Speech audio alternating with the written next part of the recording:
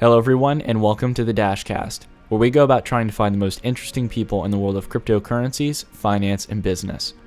On this episode of the podcast, I had the fortunate privilege to sit down for a while with Brent Lessard, the project manager over at Hyperloop, one of the leading teams that's going about trying to build a real-life Hyperloop. Not only do we get to learn a little bit more personally about Brent, as well as the current state of Hyperloop's developments and achievements, but along with that, we'll get to learn about how Hyperloop has revolutionized the way we view decentralized companies and organizations, and leading the way forward in innovation.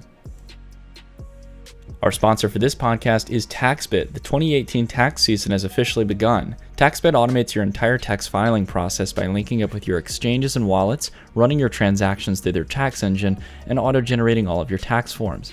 2018 was a tough year for most crypto users. TaxBit will help you recoup some of your losses by producing the tax forms you need to claim your tax refund. Sign up today using the promo code DATADASH to receive a 10% discount and a 100% money-back guarantee that your taxes will be taken care of this tax season.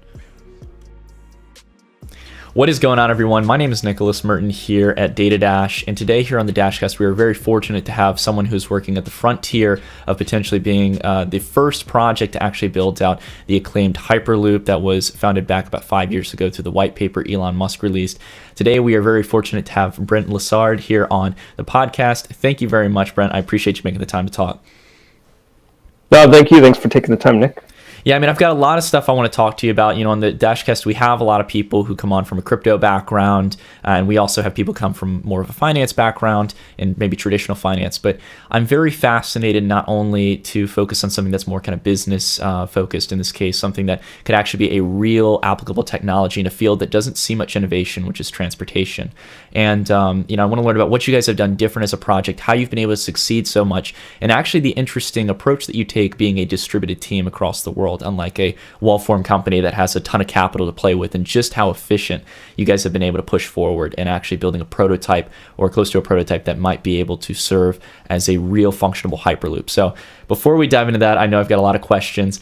I want to start off simple for those who might not know exactly what a Hyperloop is. This has been a technology that's been proposed for a while. Again, as I mentioned, Elon had originally founded it within the alpha paper that he'd put out. But I'd like to hear from you, Brent, in very simple terms, what would be kind of a good analogy or understanding of the Hyperloop as a technology? Sure. Well, the concept's actually been, around for decades, if not more than 100 years, of sending people or cargo through tubes or tunnels using a pneumatic or magnetic system of some sort. But like you mentioned, 5 years ago or so, Elon Musk open sourced his alpha paper for this concept he called the Hyperloop. The idea generally is that we are trying to make this particular transportation system as energy efficient as possible. And we do that in two ways. We are levitating the vehicle off of the ground, so we're eliminating rolling resistance. And then we put it in a tube or a tunnel, and we can control the environment in that tube or tunnel and optimize it for our purposes. So here we're evacuating most of the air from the system. And so as a result, you have no rolling resistance or very little rolling resistance, and no or very little air resistance. And so we can travel at immense speeds for less energy input. It's kind of like a business jet with the wings and the tail removed, and then sent through a tunnel at immense speeds. And we're talking about a potential max speed of 1,200 kilometers an hour, which is about 760 miles per hour. Yeah, I mean, you guys have been able to get something close that might be able to reach speeds like that compared to a lot of the others. Going back to kind of where this all started, as you mentioned, back in 2013, I guess the paper came out and got a lot of people kind of buzzed around the topic, but it took some time for people to really get interested in it until there was the SpaceX competition, which you guys actually placed in, if I'm correct. Yeah, that's right. We started, I think it was June 15th of 2015. When SpaceX announced that they would be hosting this competition, and essentially they would be building facilities to test vehicles, and they were opening up submissions to independent and student engineering teams to compete for the opportunity to test in their facilities. And someone within our community made a post on Reddit, on the SpaceX subreddit, saying, I think we have the knowledge and expertise here within the community to come up with a design and put it forward. And that's how we really got started. So in this case, it was a distributed team across the world coming together to try to build a somewhat physical system of transportation. I think when it comes to something like software, for example, it would be understandable to have a distributed team, as we're doing, for example, on my project, Project Genesis. We have people from all across the world, from Austria to Australia to various parts of Europe and South America. I mean, I understand in a software sense that could be quite simple, but to build something that's physical transportation and also eventually going out to building a physical prototype, I mean, that's got to be quite unique, quite a unique case in your guys' shoes in that case. Yeah, well, I think, when we started, probably, I think most of us didn't think that we would end up in the manufacturing phase, but that it would be, an exciting challenge for us to work towards solving, and being able to, just connect with people who shared the same kind of interests, and to kind of drive the knowledge and expertise that we had towards solving a challenge like this. And what we started to find, I mean, at the beginning, there were only a couple dozen of us, but we had never met in person before and were scattered around the globe, that we had to find the tools to allow us to collaborate. And, in the beginning, it's a lot of research, specification, design, simulation. So a lot of it is, easily done virtually. Yeah. But there were a variety of tools that we had to either procure in some way, or actually develop ourselves, or co-develop with other partners. And I think we were just at a kind of interesting time where these types of collaborations or the tools that facilitated these types of collaborations were just starting to come online. And so we were able to partner with a few relevant corporations like Autodesk, who make AutoCAD, and they had a collaborative, it's kind of like a Google Docs for CAD design, so we could have multiple people working on the same part or assembly simultaneously, which was great. And so they gave us access to that tool, and ANSYS gave us access to some advanced simulation tools, software. And so it was a really kind of furious period, because we were subject to these very strict timelines and schedules from SpaceX, and simultaneously we were kind of learning how to work in this kind of distributed means on these very complex and interdependent components. Yeah, I mean, it's an exciting time when it's turning from, example, as you mentioned, simple things like Google Docs, which are text-based, and being able to collaborate at the same time. I always found that fascinating, but being able to bring that into a 3D space makes it almost as efficient as it would be being there next to someone, when you actually both can control the system together. I remember Ilya, who I actually ended up meeting from the project when I was in Estonia, was showing and displaying the video of everyone working on our flight, which is one of the other projects that you guys are focusing on at the moment. But it's just amazing to see how people could collaborate in a 3D space. And I think in the advent of VR and all these new technologies coming on, as you mentioned, is AutoCAD and 3ds Max and different Autodesk products start to become collaborative. I mean, the possibilities are really going to be fascinating over the next few years, and just the rapid pace of development will really start to shine. But yeah, it's amazing. We're working with a group now out of the UK called Future Visual, and they are a collaborative VR boutique. And so what we have the capability of doing is bringing in these large, complex engineering assemblies into this VR environment, and we can have dozens of members join from around the world and view the design as if it was full scale, right? And we can manipulate the model, we can disassemble it. They have this kind of X-ray tool, so you can peer inside different components, and we think it's really going to help with accelerating the product development, as well as being able to I mean, the ability to visualize this large complex system in a full scale kind of environment without actually having to machine anything. I think that's going to, really accelerate our development of these types of products. All right, so you guys have like a really ambitious goal of building out this new form of transportation. You've got a lot of great tools at your disposal. The one thing that I really want to talk to you about, Brent, is how you guys have been able to build this new model of collaborating on a decentralized basis, right? Because it's one thing, for example, to have the technology that allows us to interact with one another and to contribute, but managing not only the structure of something distributed like this, where, in the case of our loop, if I'm correct, it is an actual company, but it's almost, in a sense, this distributed company. There is no major headquarter in this case. It's really people across the world all contributing their part-time to this and contributing their various skill sets. And the cool thing is you guys have found a way, in a sense, almost to use blockchain to not only track who does what, but in that case, what they get for that work in the sense of the ownership of the project and maybe benefits for contributing in certain areas. And I think that's really fascinating, that reward mechanism. So if you could talk on that, I'd love to kind of get some details. Ilya told me a little bit about it. Sure. Well, we kind of, as we were developing and growing the community, there were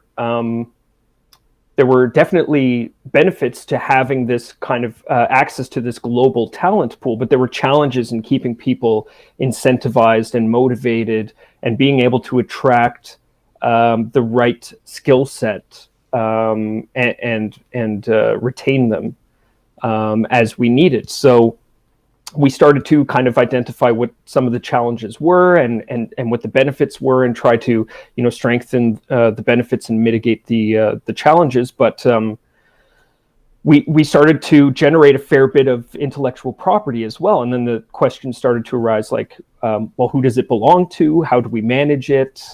How, if it is commercially exploited, who's going to be rewarded, and how are we managing all of that? Yeah. And we these were questions we were asking early on, and like we were discussing before, our community largely comes from a technical background. They're engineers, designers, and manufacturers.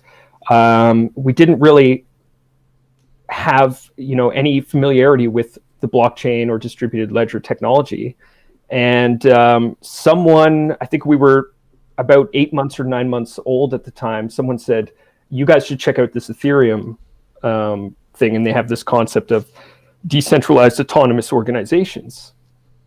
And I remember checking it out, and it was just like getting hit by lightning. I thought, this is, it's right down your alley. Unwittingly what we had actually been building. And so there were, things like, giving people skin in the game to incentivize them to stick around for longer, and to be able to kind of balance what we call like the cognitive supply and the cognitive demand within the network or within a project.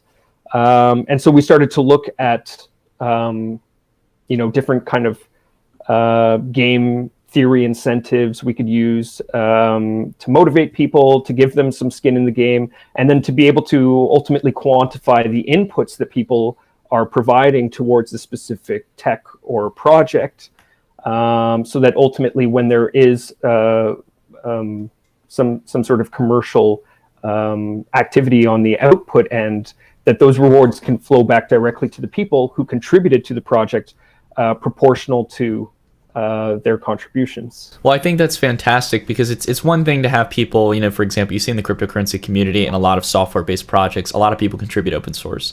And I think that's great. I think things being open source is completely fine. But to do something like this, you need something that's going to be a major incentive structure to spend countless hours and resources building out these systems. And I think, I've always been a big fan. There's some companies in the United States that will not only go public as a company, but some still remain private, and they have share programs with employees. And I think that's the best incentive structure to keep people attentive, and especially with what you guys are building, to have not only some skin in the game, possibly through equity, but also through maybe having royalties over the intellectual property, where every every time a Hyperloop gets built, you guys, or in the case of the R-Loop model, R-Loop model gets built, they would get a certain payment from whatever government contract is signed to pay for this, or whatever private enterprise wants to build this. I mean, I think that's extremely exciting, and to know that that will always be there, it lets them know that they have some skin in the game for the long term and the amount that they've contributed. Yeah, and what we found when we were discussing with a lot of our members was that when you have a project that has significant purpose or significant meaning, that brings purpose to the work, right? And so the motivations for a lot of the people contributing actually are not financial at all. It's about being involved in a project that could potentially have widespread impact, and then being able to connect and collaborate with like-minded individuals who are passionate and engaged, and it's not necessarily financial incentives that are getting people to stick around, but certainly because of the kind of incredible nature of the intellectual property that this community is generating, we want to ensure that everybody is fairly or equitably recognized for their inputs. No, I think it's a beautiful scenario. I have no doubt. I mean, when I talked to Ilya, I mean, you guys have over, I think he said last time it was 1,300 contributors across the world, from not only just engineers, but all types of different backgrounds, designers, leadership roles, all kinds of things. I think that that's awesome to have something like that. And I don't think it's the major incentive structure. It's something that provides them with a sense of comfort, knowing like, they've got to make a living as engineers. They've got to make a living as individuals. To have that kind of safety net saying, hey, if this works out, it's kind of like a long-term investment in a sense, not only do I get to see something that I love come alive, which I think is the best way of investing, investing in things that you really want to see built, but also getting to contribute to it and spend time actually making it a reality. So I think it's amazing what you guys are doing. I hope this scales to more projects. And I know you guys are working, for example, for people who want to check it out, they can not only check out R-Loop, but as we mentioned, they've got a project known as R-Flight, and you guys are working on R-Bridge as well, which is this whole model of basically taking the same distributed system or distributed team model around the world and streamlining a lot of ideas and projects, at least in the prototype phase, to move on forward to becoming much bigger ideas. Yeah, so we're building out this, what we're calling the innovation platform. So the idea is to kind of formalize the processes that we used to collaborate on these complex systems and projects, and to allow these processes and these projects to develop autonomously and unsupervised. So, truly decentralized, and not only to be able to allow individuals to work virtually and conceptualize and develop these concepts, from a napkin sketch to, simulations and full CAD assemblies, but also to be able to move into the prototyping phase and to physically manufacture functioning hardware in the same way that we did with our, we built 2 Hyperloop prototype pods. Mm-hmm.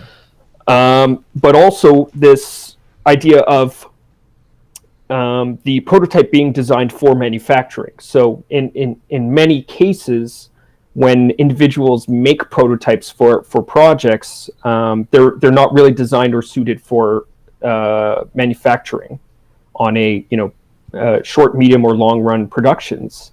So that's part as well of the process, is making sure that a prototype is not only there to demonstrate the technology, but that it can actually move into the manufacturing phase, and then also having a variety of go-to-market strategies. And so all of these various components that we're building out are ultimately designed to allow individuals from anywhere in the world to collaborate on ideas and concepts and develop them from concept to prototype to manufacturing. That's amazing. You were talking about your prototypes earlier that you were able to build for R-Loop specifically. And I think there's a lot of challenges that come with trying to build out a general Hyperloop in this case. But you guys have been able to actually do some really fascinating things ever since the SpaceX competition.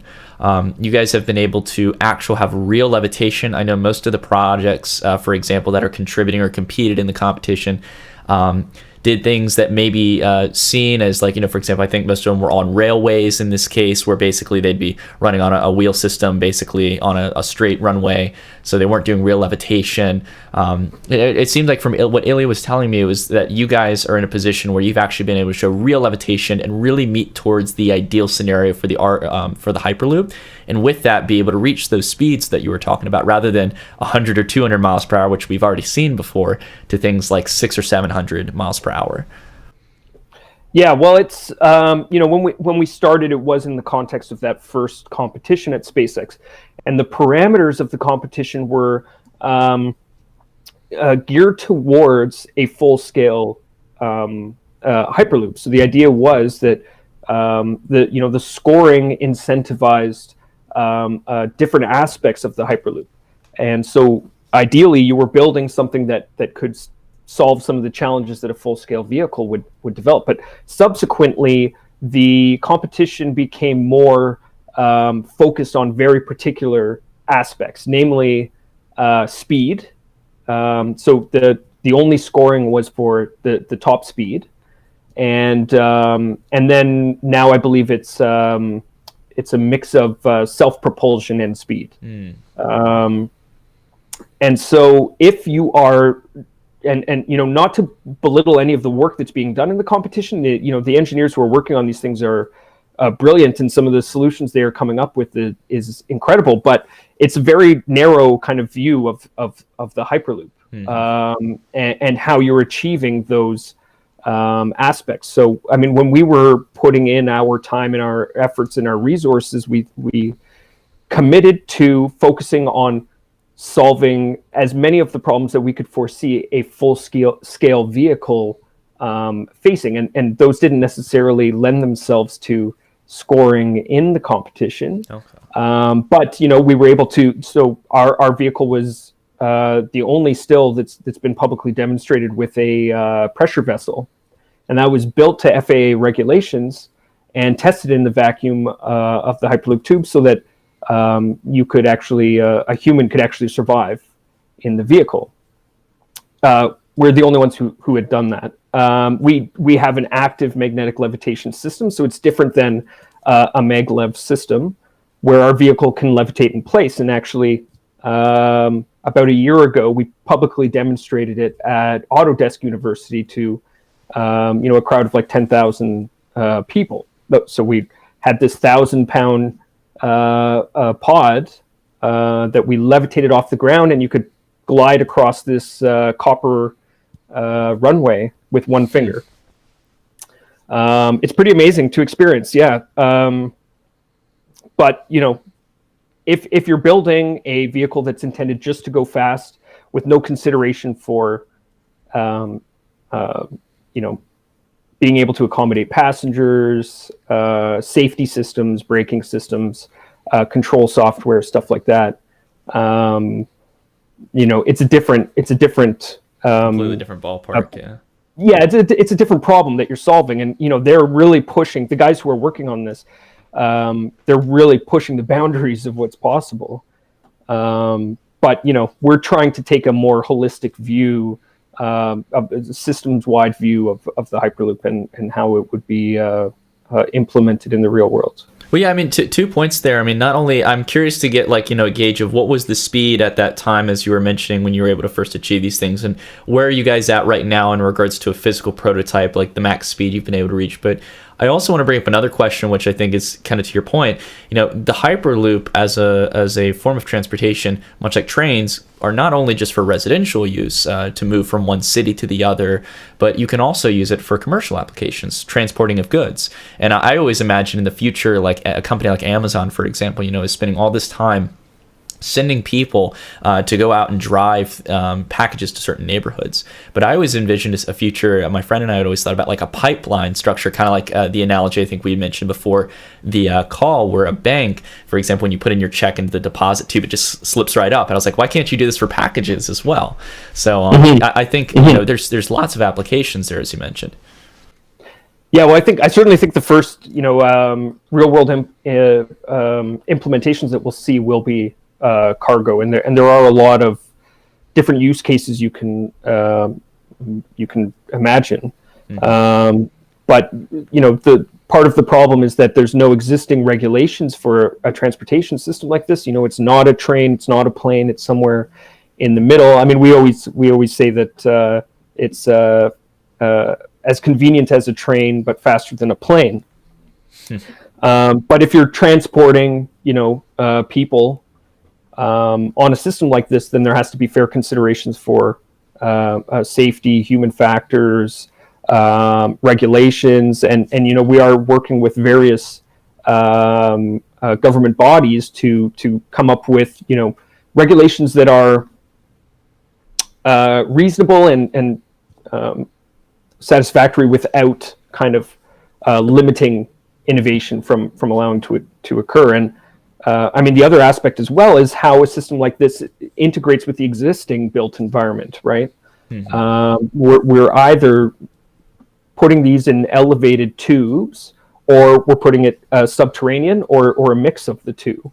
And so, how it interfaces with the existing built environment is a fair consideration as well. And we had done some work on that in the UAE as well. And we have this very talented architect named Brianna, who looked at how we could connect various cities in the UAE using a Hyperloop system, and how, in particular, we could interface the stations and the tubes and the infrastructure with the existing environment. So, there's a lot of considerations. And in terms of the prototype that we built, we also joke now that we built a car before there were roads.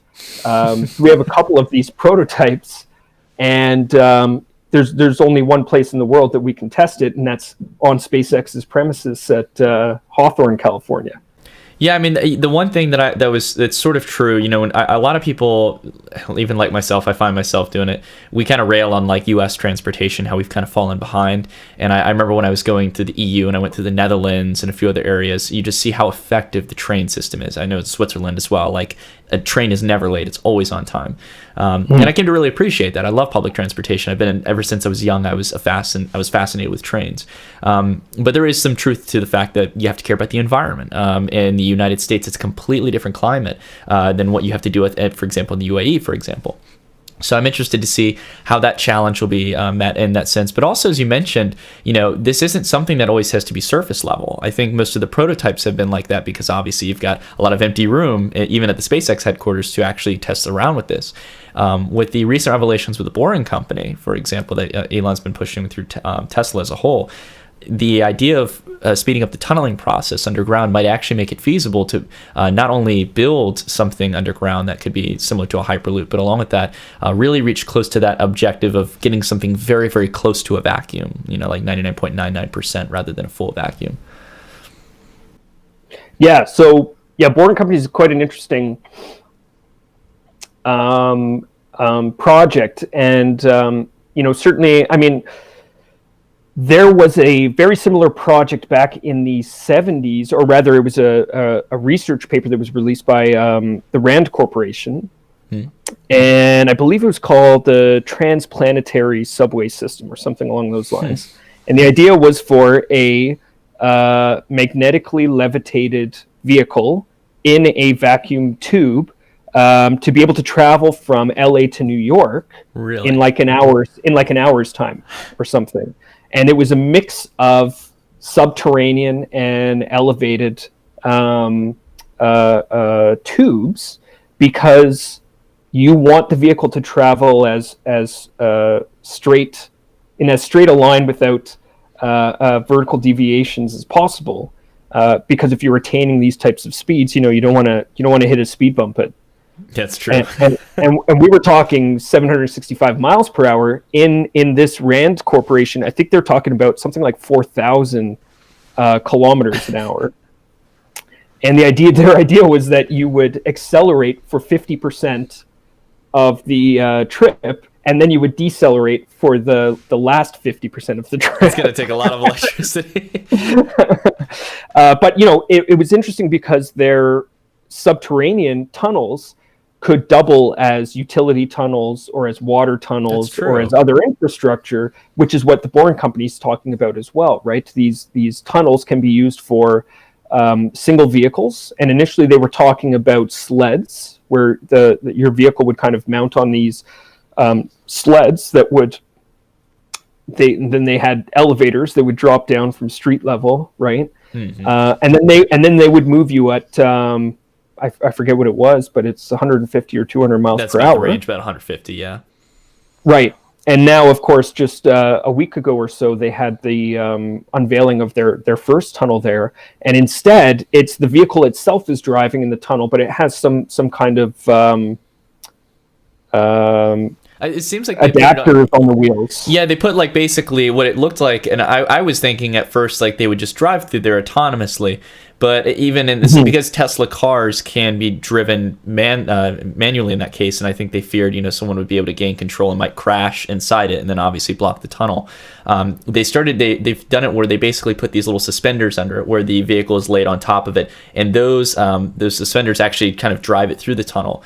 And I was interested. Right. Yeah, I was interested in that. I thought it was cool, but yeah, I mean, the thing is, I was curious as to how much that limits it, because you have to go through the elevator in most cases, drive under like that, and it's still fast. And a lot of people were complaining that it was bumpy for the first ride. It's like, well, guys, it's just a prototype, Yeah, exactly. That's the thing. People imagine the first, and it was obviously, they'd even delayed the unveiling by I think a week. This isn't a production version. Like, they just finished the tunnel a few weeks ago. Yeah. And it's to show off what's possible, really, and to inspire people about how we can turn transportation into a 3D into a 3D thing as well, rather than just being limited to 2D. Yeah, exactly. And then people are being very nitpicky about a bumpy ride and. It seems like right now, from what I get, and this is, not only you're absolutely right, he focused really on the concept of it. As you keep expanding into these major cities that are expanding three-dimensionally, and you're still on a 2D plane, of course you're going to have gridlock. And I have friends in California, just seeing LA is just, it's just literally soul crushing. He said that like a million times in the reveal event, but it was so true. But in the sense of going forward and stuff, it is not only early on, but the thing that they're focused on right now, from what I can tell, is really the drilling process. With how slow it is right now, there's a lot of ways they can speed it up, and the biggest thing is actually being able to keep it going and actually building out the foundation, rather than having to drill, stop, build out the foundation, and then continuing forward. Meeting that regulatory standard, if you can automate that within the drill itself, that is going to be fascinating. I think that's going to speed up the process much quicker. I think it's the first thing they should focus on. And if they can make drilling faster like that, you could scale this much quicker. And I'm excited more than anything just to see the process of digging go faster. And then from there, as you mentioned, you can have more space to actually test this technology out. And they'll be able to start building better prototypes. And hopefully, in regards to the Hyperloop, have a place they can test that out. Yeah, well, my understanding is that, and I think that Elon had mentioned this now publicly, but the initial intent of the Boring Company is these shorter distances using personal vehicles, but that versions of the tube can be upgraded to a Hyperloop tube, and I don't think it's a coincidence that they're calling the current version with the personal vehicle the Loop. The Loop, yep. And then there will be an upgraded version to connect, cities that are high density and are further apart, that will be called the Hyperloop. Yeah. So, but it makes sense, taking kind of stepping stones to get there, because when we're talking about the Hyperloop as a whole, it's a large, complex system that hasn't been tested at full scale anywhere. But if you can kind of take these incremental steps to get there and demonstrate the technology and get some real world test data, it's a much more feasible approach, I think. And unfortunately, there was another company who'd been working on something similar called Arrivo. I don't know if you're familiar with them. I've heard about it, but I wouldn't be able to speak on it probably. It's a similar idea, but using existing lanes on highways to be able to install these beds that you could drive your personal vehicle onto, and then they would launch you at 150 to 200 miles per hour. And the idea was really connecting like suburban to urban environments. And they had, I think they had some feasibility studies being done in Colorado. And just last week we learned that they had to close their doors, which is, unfortunate because, again, that's a kind of, it was based on the Hyperloop architecture.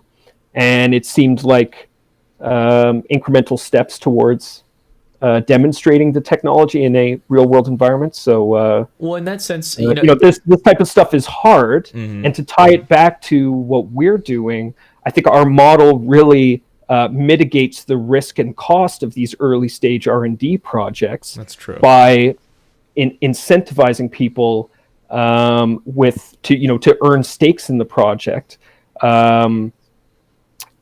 We can attract a lot more talent from anywhere. We're not limited by geography, and we've been able to grow and continue to motivate this community for nearly 4 years now. Yeah. Speaking of that, I want to actually allow you to bring up a really good point here. I remember when I was listening to Ilya's presentation, and I thought, okay, look, they've got a physical prototype. They've obviously had to have had some major investment into this. I'm talking I thought millions of dollars when I first saw the prototype and what you guys were able to achieve, because these tend to be multi-billion-dollar infrastructure builds when they're fully played out. I was very fascinated to hear what Ilya said when he mentioned that you guys have spent, if I'm correct, was it $250,000 in total? Only around 250. Yeah, about that. Wow. And that's just that shows that you guys have something going on there. Right. And it's I think it's really exciting because we can develop and collaborate on these types of innovative moonshot technologies now, and the technology to facilitate this type of collaboration exists, and we can do it on shoestring budgets without needing anybody else to approve or to kill the project based on the investments or the investors. We were able to raise this money largely through partnerships with other corporations. We did do, for the first prototype, we did an Indiegogo campaign, mm-hmm. and we gave t-shirts and sweaters and Hyperloop branded gear. We made a VR app that explained some of the technology that we used, and then we had these Google Cardboard that were Hyperloop branded. But we raised, I think, around $65,000 through that. All in all, to date, we've raised about $250,000. Not by taking any investments or any loans. It's totally self-funded. And the nice thing as well is that I think it's 99.3% of it has been spent on hardware or manufacturing requirements. Mm-hmm. There's very little overhead. We don't have a physical presence anywhere. And that's an interesting thing as well, is that we can just kind of pop up and build these prototypes wherever it makes sense to build them, wherever the final destination. So in the case of the R-Flight project, we're building 2 prototypes right now. The vehicle is a personal flight device. We're kind of nicknaming it a motorcycle for the sky, where it's not a flying car or a flying taxi, but you're not in a cockpit, so you're exposed to the elements, kind of thing, in the same way that you are on a motorcycle. and during normal flight, the vehicle actually won't be in your line of sight. So it's gonna look like you're just flying. And so the full-scale vehicle is about 8.5 feet tall and wide. But we're building 2 scaled prototypes that are about 2 feet in length and width. 2 of them are currently one is built and being flown currently, and the other is in the process of being built, and they're both largely to test the control software, because we want to allow anybody who's brave enough to want such an experience to be able to fly it without necessarily needing a pilot's license or needing to be a trained test pilot. And so we're building a lot of proprietary control software so that the vehicle can actually support the flight rather than the human operator. So it is a vertical takeoff and landing vehicle. So a lot of those operations would be managed by the vehicle itself. Yeah. That's cool. I mean, I find it fascinating. To me, at first, I instantly felt 2 things. I thought, for example, it's an interesting layout. Like, basically, if you look at the model, if you guys go to the Arloop website, you can see the project. You're basically laying down, straightforward in this case, on your stomach, and basically has these 2 jet engines on the side, or these kind of things that will actually propel you off the ground. So I'm assuming it would start off vertically, as you mentioned, and then you kind of lay over horizontally as you fly across the sky. And it's a really interesting model. I think it's something that's scalable. Is it, if I remember correctly, is it fully electric, or is it? So we're building 2 versions right now. One of them is in the context of this competition with Boeing, which we just advanced to the second phase now of the competition, which is great for our community who's been working on this project. But in the context of the competition, it's not feasible. I mean, we did some quick calculations, and it wasn't feasible to do electric. Largely the weight penalty of the batteries. True. So for the purpose of the competition, we are using an ICE engine, but the plan ultimately is to evolve it into a product that an individual can use, and to have that be a fully electric system. No, I think that's perfectly fine. I mean, it's one thing if you guys can actually pull this off and get someone to be able to fly like you said, a motorcycle in the sky. I think that would be a great achievement. And I was watching a documentary, I think just a few days ago, about how flight is just on the cusp of becoming electric in general. There's a few small companies that have gotten big investment, but it's something. It's hard, as you mentioned. The battery technology is the biggest setback because it's so heavy in that case. And another. Sorry, Nick, to interrupt you, but you just remind me of another interesting aspect of this, platform that we're building is, in the case of the Hyperloop, for example, these magnetic levitation engines that we were using were fairly power hungry, and there was no commercially available batteries that would satisfy our needs. Wow! So we had to design and build our own battery packs and modules. Really? And it was, I think, about 6 months from identifying that problem to having tested and operational packs, which obviously we were testing on SpaceX's, or rather at SpaceX's facilities, and so we needed to ensure that they were safe. And because we're operating in a potential vacuum, there had to be the relevant safety systems for that. And it was actually tested by one of the SpaceX engineers who had worked on the battery for the Dragon capsule. And he said, if I was designing a battery system for this application, this is exactly how I would have done it.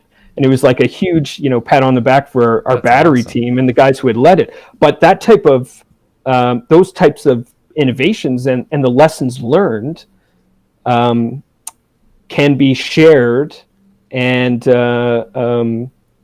allow these types of innovative projects to learn from those projects that have already gone down this path and just accelerate the innovation process, either by understanding some of the roadblocks that projects had faced in the past, or being exposed to those types of technologies and innovations that allowed them to proceed. So it's a very kind of virtuous feedback loop between all of the projects, and eliminating these silos of information and reducing the duplication of work and efforts. No, you're exactly right, Brent, because here's the thing that I found really interesting as I was going in Estonia and stuff. I was hearing about how this is obviously kind of sparked by the SpaceX competition. And it was a very clever model in the sense of getting a lot of people to come together and kind of taking that first step and seeing whether or not it was viable. A lot of these almost kind of startup-esque teams. And as you mentioned with the our flight, you're kind of taking that model, that same model that SpaceX did, and bringing it over to building a flight-based model for an individual flight vehicle. And I think that there's something amazing about that. I mean, obviously it's dependent on these big companies running these events in this case, in a sense. But what you have instead of a company like Boeing or even Tesla, which is kind of one of the more the innovative, I would say, Fortune 500 companies, you have a ton of startup-styled companies or organizations or groups around the world contributing at that fast-paced, innovative speed that startups tend to have that you can't find in really well-established companies. And I think Tesla is a perfect example of that, like that startup mentality versus the well-established, already profitable, play-it-safe kind of mentality that you find in a lot of the major established companies. So, I mean, it's going to be amazing to see the pace of innovation in these projects. And as you mentioned, even though there is IP, even though there is financial incentive, it doesn't seem that people are really in it for that. And it's something where collaboration, much like open source, is just going to be commonplace. And it's not going to be everything closed source, me. It's going to be about what can we do together, even through our different approaches, what can we learn from one another?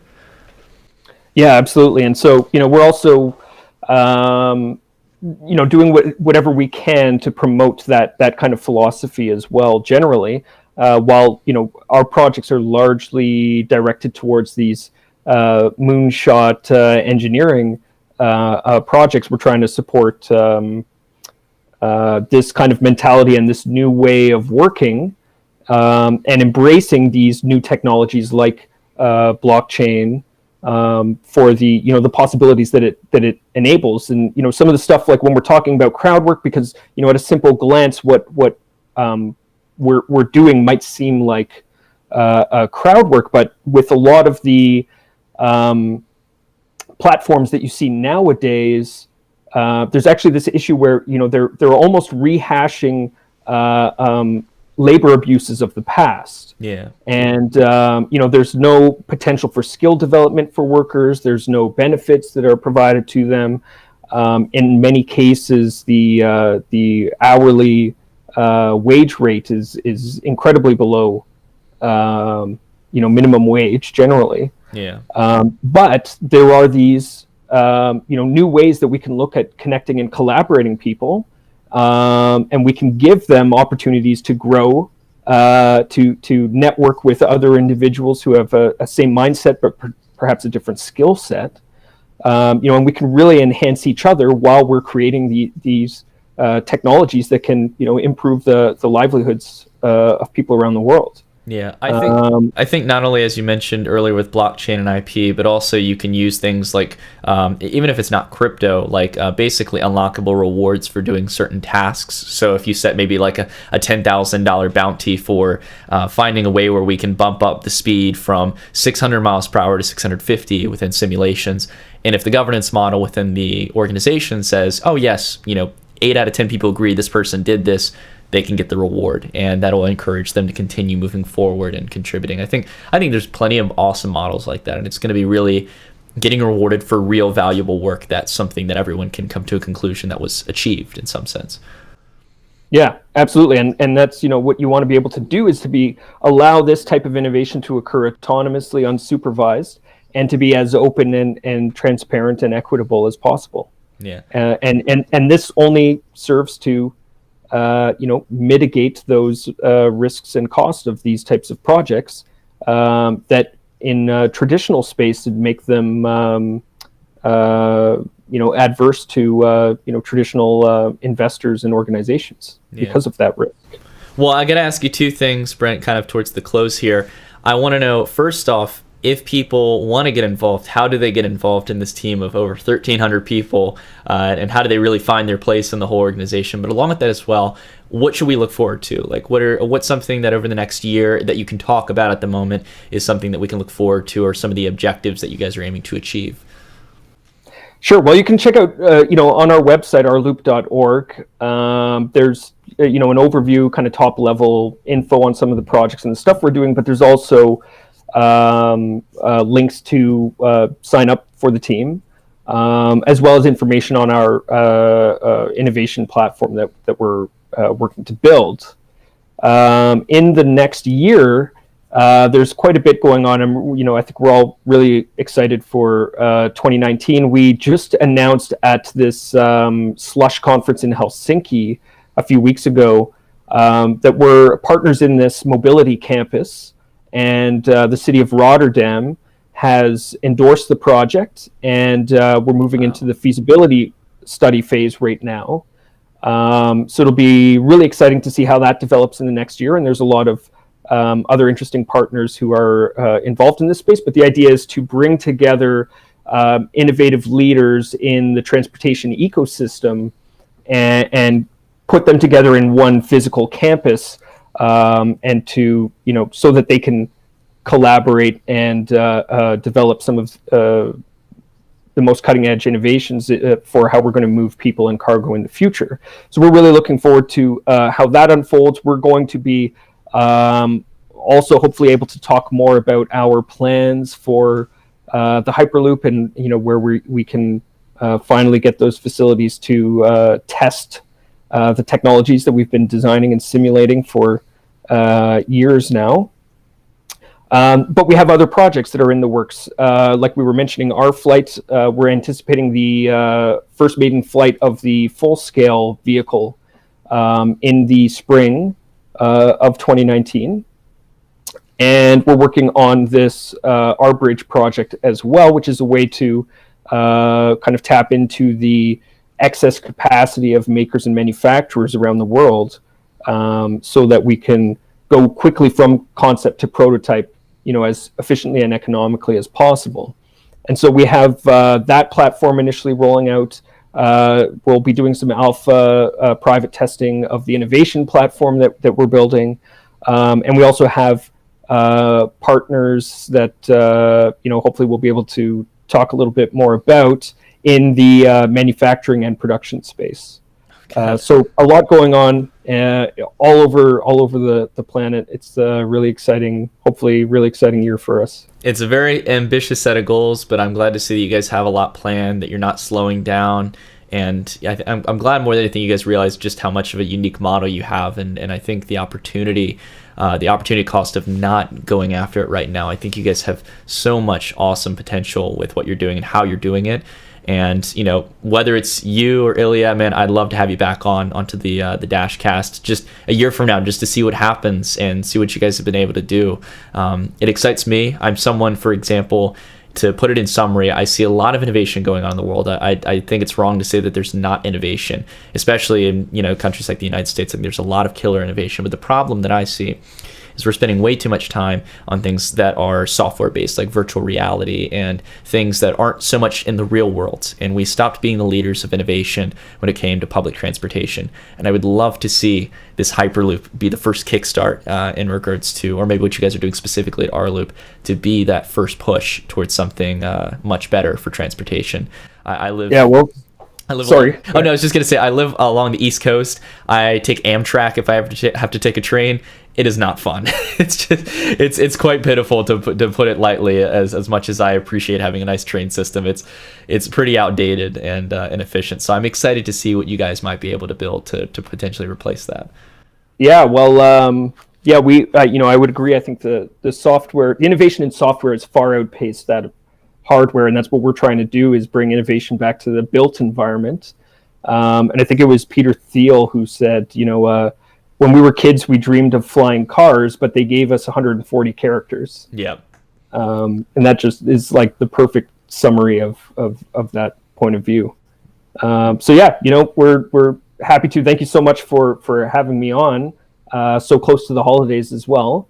And certainly let's book a time next year, and we can see how both your project and Project Genesis and Hyperloop have developed. Definitely, Brent. It was a pleasure talking to you. Thank you for making time on your end on the holidays. And I'll make sure as well, for those of you who are watching the DashCast in this case, any important links we'll have linked down below if you guys want to check out their website, get engaged in the community. They've got an awesome subreddit, and definitely try to reach out, connect to not only Brent, but also Ilya and a lot of the other people. I think I really like some of the people in the community. So again, Brent, thanks for making the time, man. Appreciate it. Thank you, Nick. And that's going to be it for this episode of the DashCast. Thanks so much, everyone, for tuning into this episode. And if you liked it, please leave a thumbs up down below, as well as leaving a comment as to who we should have on to the next episode. Outside of that, I want to give a real quick shout out back again to Brent for coming on to the DashCast. It was not only great getting to talk to him personally, but it was awesome to see how Hyperloop has come together as a decentralized team to do something so great and is really revolutionizing how we're going to lead forward in innovation in a variety of different ways by taking the same successful model into a variety of different industries. So I definitely want to have Brent back on in the future to see how the progress has been going on the project and future ambitions as well. Our sponsor for this podcast is TaxBit. The 2018 tax season has officially begun. TaxBit automates your entire tax filing process by linking up with your exchanges and wallets, running your transactions through their tax engine, and auto-generating all of your tax forms. 2018 was a tough year for most crypto users. TaxBit will help you recoup some of your losses by producing the tax forms you need to claim your tax refund. Sign up today using the promo code DATADASH to receive a 10% discount and a 100% money-back guarantee that your taxes will be taken care of this tax season.